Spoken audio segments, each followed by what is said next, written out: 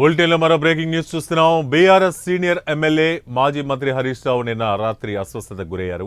దీంతో కుటుంబ సభ్యులు ఆయనను వెంటనే బేగంపేటలోని కిమ్స్ ఆసుపత్రికి తరలించారు. ప్రస్తుతం వైద్యులు ఆయనకు చికిత్సను అందిస్తున్నారు.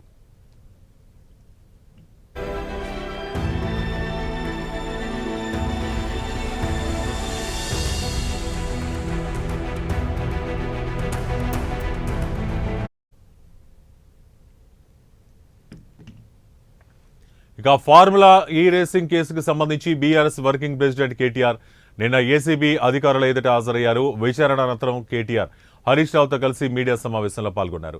అయితే అప్పటికే హరీష్ రావు జ్వరంతో బాధపడుతున్నట్టు సమాచారం. మీడియా సమావేశంలో ఎక్కువసేపు నిల్చోవడం వల్ల ఆయన మరింత అస్వస్థతకు గురైనట్టు తెలుస్తోంది. దీంతో కేటీఆర్ మీడియా సమావేశం మధ్యలోనే ముగించి హరీష్ రావును పంపించేశారు.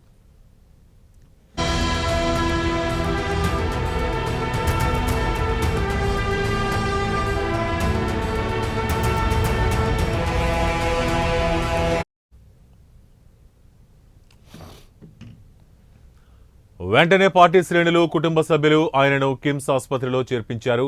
హరీష్ రావు ఆసుపత్రిలో చేరారన్న వార్త తెలియగానే బీఆర్ఎస్ కార్యకర్తలు, నాయకులు ఆసుపత్రి వద్దకు చేరుకున్నారు. హరీష్ రావును పరామర్శించేందుకు హుటాహుటిన కిమ్స్ ఆసుపత్రికి బీఆర్ఎస్ వర్కింగ్ ప్రెసిడెంట్ కేటీఆర్తో పాటు నాయకులు ఆసుపత్రికి చేరుకున్నారు. హరీష్ రావుకు అందుతున్న వైద్యం గురించి వైద్యులను అడిగి తెలుసుకున్నారు.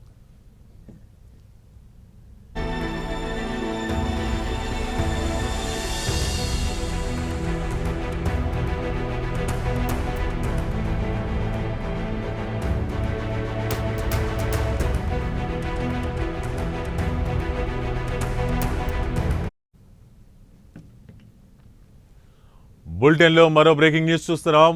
బీఆర్ఎస్ సీనియర్ ఎమ్మెల్యే మాజీ మంత్రి హరీష్ రావు నిన్న రాత్రి అస్వస్థతకు గురయ్యారు. దీంతో కుటుంబ సభ్యులు ఆయనను వెంటనే బేగంపేటలోని కిమ్స్ ఆసుపత్రికి తరలించారు. ప్రస్తుతం వైద్యులు ఆయనను పర్యవేక్షించి చికిత్స అందిస్తున్నారు.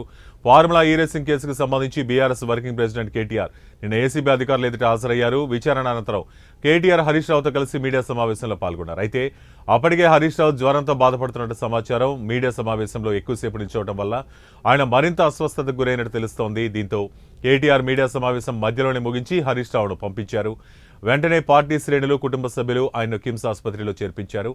హరీష్ రావు ఆసుపత్రిలో చేరారన్న వార్త తెలియగానే బీఆర్ఎస్ కార్యకర్తలు, నాయకులు ఆసుపత్రి వద్దకు చేరుకున్నారు. హరీష్ రావును పరామర్శించేందుకు హుటాహుటిన కిమ్స్ ఆసుపత్రికి బీఆర్ఎస్ వర్కింగ్ ప్రెసిడెంట్ కేటీఆర్తో పాటు నాయకులు ఆసుపత్రికి చేరుకున్నారు. హరీష్ రావుకు అందుతున్న వైద్యం గురించి ఆరా తీశారు కేటీఆర్.